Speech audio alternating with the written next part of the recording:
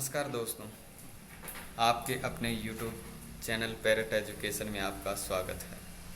दोस्तों, आशा करता हूं कि आप अपने घर पर सुरक्षित होंगे, ठीक होंगे। दोस्तों, इन छोटे छोटे वीडियो की श्रृंखला के अंदर आज हम बात करेंगे महत्वपूर्ण बिंदु के ऊपर। यह महत्वपूर्ण बिंदु अधिगम का एक छोटा सा टॉपिक है जिसका नाम है कॉन्सेप्ट मैपिंग अवधारणा मानचित्र। अवधारणा मानचित्र के ऊपर आज हम विस्तार से बात करेंगे। दोस्तों, इस वीडियो को आप पूरा देखें।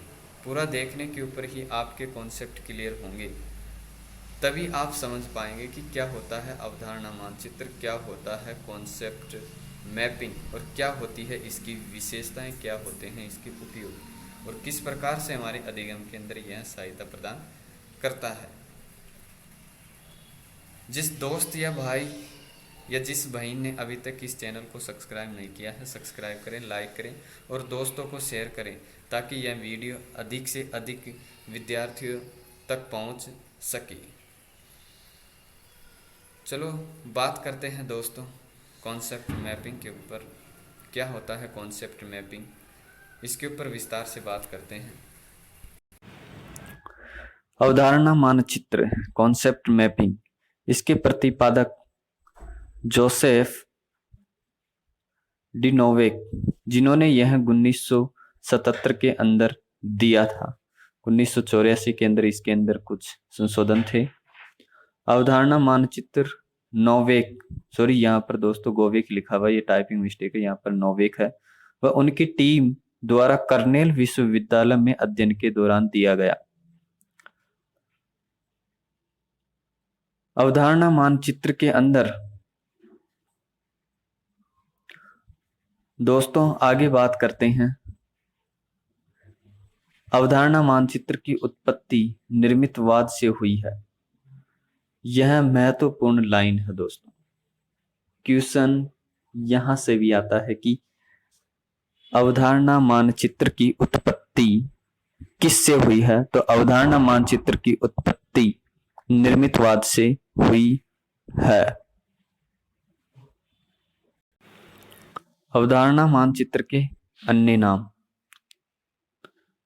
पहला नाम है संकल्पना मानचित्र, दूसरा नाम है संप्रत्यय मानचित्र, तीसरा नाम है वह होता है संप्रत्यय मानचित्र, दूसरा नाम था प्रत्यय मानचित्र, चौथा नाम है संप्रत्यय नक्शा और पांचवा नाम है मानस मानचित्र और छठा नाम है संकेत जाल। दोस्तों, इसके अंदर एक छोटा सा संकेत, एक जाल स्वरूप बन जाता है, इसलिए इसको संकेत जाल के नाम से भी जाना जाता है। इतने सारे अवधारणा मानचित्र के नाम है। इन नामों में से कोई एक नाम आपको एग्जाम में देखने को मिल सकता है। अब बात करते हैं कॉन्सेप्ट मैपिंग। किस प्रकार से कॉन्सेप्ट मैपिंग को बनाया जाता है। जैसे कॉन्सेप्ट मैपिंग को समझने के लिए हम एक अधिगम के टॉपिक के ऊपर बात करते हैं। हमने टॉपिक ले लिया अधिगम और उसके बिंदु ले लिए परिचय, विशेषताएं, सिद्धांत और प्रभावित करने वाले कारक। इन टॉपिकों से हम किस प्रकार से एक अवधारणा मानचित्र का निर्माण कर सकते हैं, देखिए दोस्तों।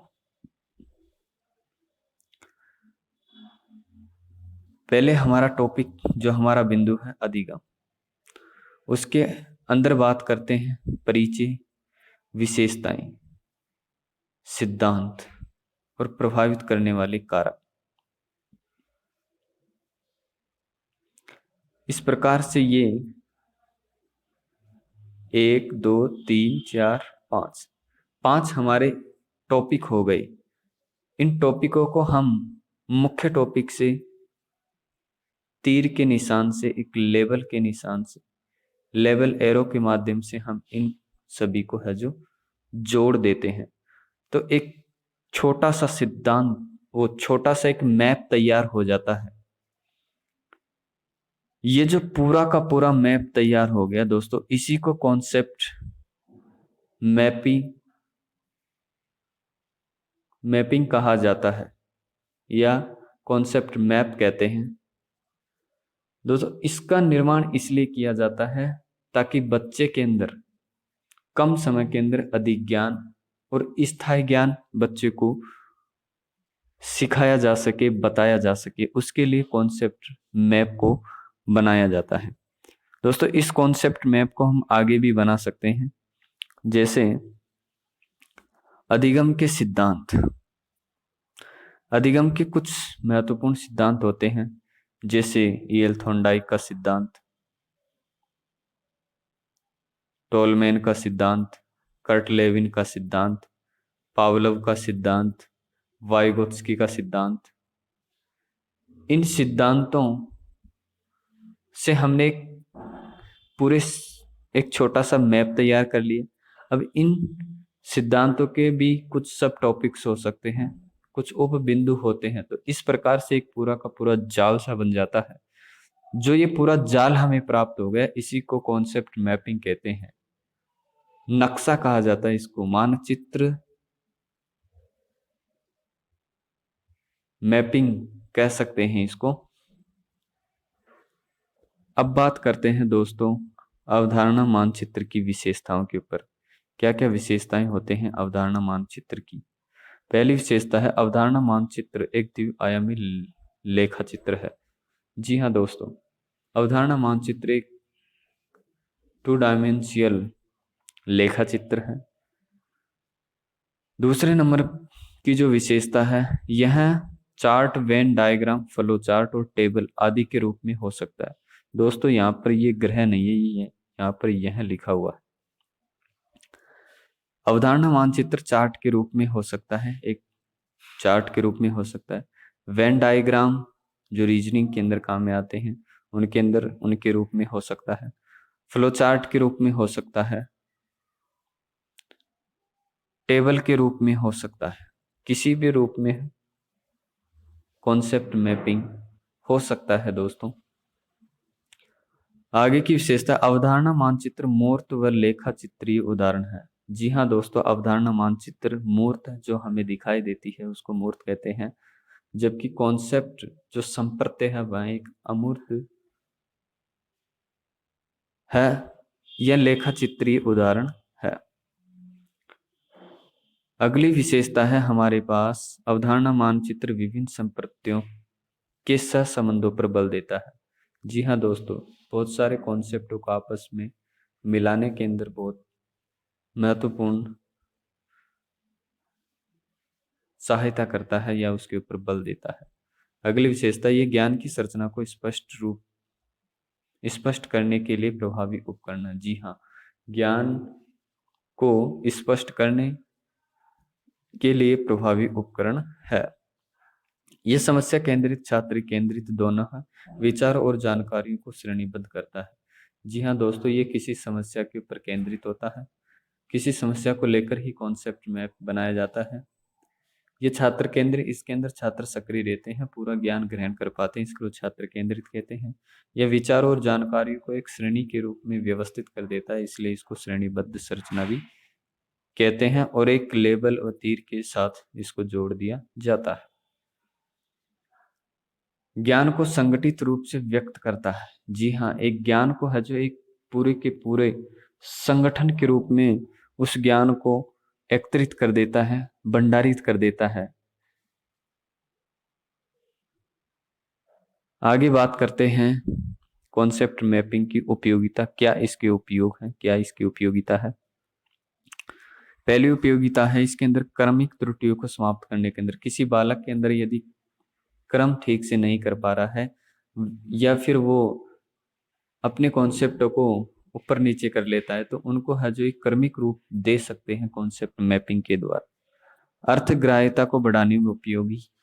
जी हाँ दोस्तों, यदि किसी चीज का हम अर्थ ग्रहण कर पाते हैं तो उसको बढ़ाने के अंदर इसकी महत्वपूर्ण भूमिका होती है। अर्थ निर्माण या तरीकों को विकसित करने के अंदर कॉन्सेप्ट मैपिंग महत्वपूर्ण है। नए ज्ञान की रचना में उपयोगी है। जी हाँ दोस्तों, किसी बालक के अंदर हम नए ज्ञान की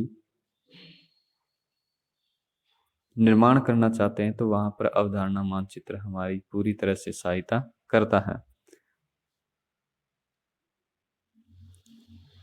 ज्ञान को व्यवस्थित करने, अनुदेशनात्मक सामग्री का चयन करने, किसी ज्ञान को व्यवस्थित करने, संगठित करने, और अनुदेशनात्मक यानी हम जिससे निर्देश प्राप्त करते हैं ऐसी सामग्री का चयन करने के अंदर भी कॉन्सेप्ट मैपिंग का महत्वपूर्ण योगदान है। नवीन ज्ञान को पूर्व ज्ञान से जोड़ने के अंदर भी कॉन्सेप्ट यानी बच्चे ने जो पहले कितना ज्ञान प्राप्त कर रखा है उस ज्ञान को नए ज्ञान से जोड़ने के अंदर भी कॉन्सेप्ट मैपिंग बहुत महत्वपूर्ण है। दोस्तों ये था हमारा कॉन्सेप्ट मैपिंग जिसके ऊपर हमने विस्तार से बात कर ली है। दोस्तों आशा करता हूं यह वीडियो आपको समझ में आया होगा। जिस दोस्त ने, जिस भाई ने इस वीडियो को यदि पूरे मनोयोग से सुन लिया, समझ लिया, तो उसका कभी भी कॉन्सेप्ट मैपिंग का क्वेश्चन गलत नहीं होगा। पूरा का पूरा कंटेंट एनसीईआरटी की बुकें और जो महत्वपूर्ण राइटर्स हैं उनकी किताबों के अंदर से लिया गया। दोस्तों इसके अलावा आपको और पढ़ने की कोई आवश्यकता नहीं है। आपके सारे के सारे कॉन्सेप्ट इस वीडियो के माध्यम से क्लियर हो जाएंगे। चलो दोस्तों फिर से आपका स्वागत, अभिनंदन। वीडियो को पूरा देखा करें और लाइक और वीडियो को अधिक से अधिक से शेयर करें और सब्सक्राइब तो करवाना ही करवाना है दोस्तों। इसी प्यार के साथ आप सभी को धन्यवाद। मिलते हैं दोस्तों नेक्स्ट वीडियो।